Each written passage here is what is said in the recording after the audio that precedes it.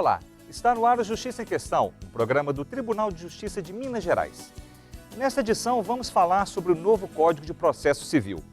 Você sabe como o novo Código de Processo Civil pode colaborar para promover a celeridade do Poder Judiciário? E o que muda nas ações de família com o novo CPC? Entenda o que são demandas repetitivas e o que pode ser feito para acelerar a resolução desses processos.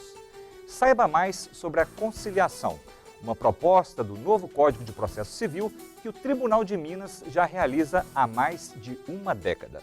Fique com a gente, o Justiça em Questão começa agora.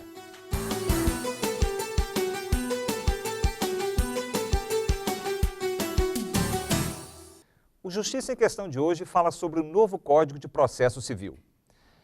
Você sabe a diferença entre Código Civil e Código de Processo Civil?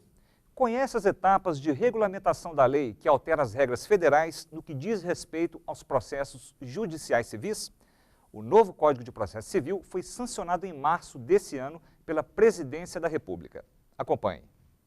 O Código Civil disciplina as atividades humanas relacionadas aos direitos e obrigações, bem como o comportamento e interesses privados de uma sociedade. Já o Código de Processo Civil é um conjunto de normas reguladoras de processos judiciais civis nos casos que envolvem pessoas, bens e relações e que não estejam direcionados ao direito penal, tributário, trabalhista, eleitoral, dentre outros. Prazos e recursos, bem como a forma como os juízes e as partes devem proceder em uma ação civil, por exemplo, são questões que devem ser abordadas dentro da legislação vigente do novo CPC. A história do Código de Processo Civil se remete ao Brasil colônia. Somente em meados do século XIX, o país começou a elaborar seu direito próprio. E foi a partir da Revolução do Estado Novo, já em 1939, com a necessidade de regulamentação de regras federais, que foi elaborada a primeira versão desse código. Em 1973, a Lei 5.869 apresentou 60 alterações e o documento se tornou o marco jurídico do país. Em março deste ano, foi sancionada a Lei nº 13.105, sendo o primeiro Código de Processo Civil publicado em regime democrático, com o seguinte histórico de tramitação.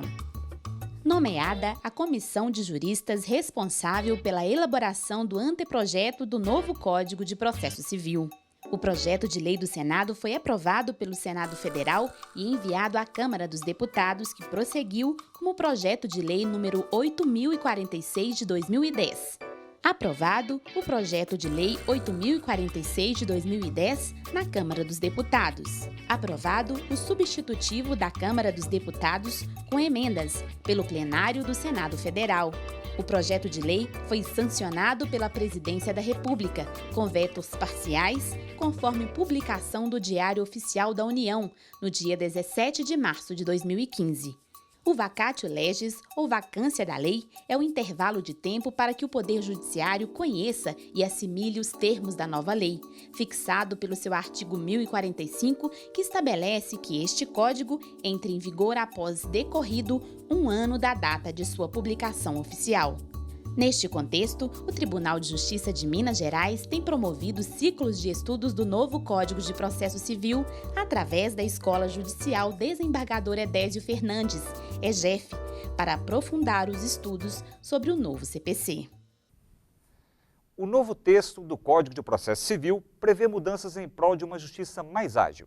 Acompanhe na reportagem de Silvana Monteiro algumas questões que merecem destaque. Aproximadamente 6 milhões de processos tramitando em Minas Gerais e mais de 90 milhões em todo o país, apontam dados do Conselho Nacional de Justiça. Por isso, celeridade é um dos desejos mais recorrentes quando se fala de justiça no Brasil. Nunca se falou tanto neste termo como agora, quando o novo Código de Processo Civil chega com mudanças que visam a rapidez processual. O princípio da duração razoável do processo está fundamentado no artigo 5º da Constituição Federal Brasileira de 1988. O novo Código de Processo Civil cria mecanismos para tornar o judiciário mais ágil e com mais segurança jurídica. O novo texto prevê mudanças no trabalho do juiz, principalmente na técnica de fundamentação das sentenças. O juiz, pelo Código de 73, poderia, com um único argumento, exaurir a fundamentação. Ele agora tem de construir o problema jurídico de modo a atender a toda a argumentação posta. E com isto, as partes têm aquela garantia efetiva, real, de acesso à justiça. O debate mais amplo, ao contrário do que se pode pensar, possibilita a redução de tempo da tramitação, como acontece na Justiça Europeia. Mesmo que isso não ocorra entre nós brasileiros, pelo menos ocorrerá uma diminuição das taxas de reforma, das taxas de alteração das decisões, que acaba fazendo com que o processo se torne mais efetivo e, em algumas situações, até que se diminua o tempo do processo. Há também mudanças no trabalho do advogado. Ele deve priorizar a busca pela conciliação e verificar a jurisprudência, conjunto de decisões dos tribunais relacionados ao caso. O advogado, ao postular em juízo, ele já precisa mudar um pouco o modo de promover a redação das peças, para que ele não gere uma animosidade, uma insatisfação do réu quando ele fizer a leitura da petição inicial, e com isso ele fomente a possibilidade da obtenção de um acordo nessa primeira audiência. Porque caso essa audiência consiga sucesso, o processo termina e não há mais necessidade de sua continuidade, salvo no que diz respeito ao cumprimento do acordo estabelecido pelas partes. Além disso, o advogado ele vai ter que perceber que o Código fortalece o uso do chamado direito jurisprudencial, ou seja, as decisões dos tribunais, proferidas em alguns modos, elas vão ser obrigatórias, elas vão ser vinculantes. Então, o advogado não vai mais poder ficar, digamos assim, negligenciando as decisões proferidas, por exemplo, pelos tribunais superiores, porque caso ele não as leve a sério, ele pode já propor a demanda e já perder pelo fato de haver um entendimento jurisprudencial contrário ao seu entendimento. Os prazos também foram modificados. Interpor recursos e respondê-los ficou unificado em 15 dias. A única exceção são os embargos de declaração, que têm prazo de 5 dias. A grande mudança está na contagem, que passa a ser feita em dias úteis. Para o magistrado, tratar os prazos com isonomia possibilita uma melhor gestão processual. Aliás, adota-se o negócio jurídico processual mediante o qual as partes podem estabelecer regras de procedimento adequadas ao seu caso concreto.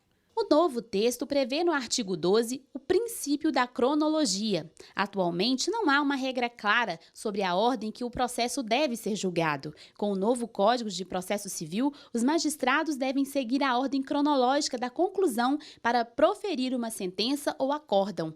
Prioridades já previstas em lei, como processos de idosos e portadores de doenças graves, serão mantidas. Então, o Código cria uma ordem para se ofertar o mínimo de, digamos assim, de requisitos administrativos para o cidadão saber quando que o seu processo vai ser julgado.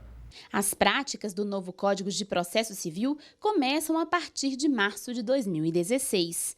O Judiciário está se aparelhando dentro desta vacatio legis para atender às práticas que o Código irá impor. Por exemplo, é preciso que sejam implantados os juízes leigos, os conciliadores, e isto também invoca questões de ordem orçamentária, que têm de ser compatibilizadas, mas já estão sendo tomadas providências urgentes para esta implantação.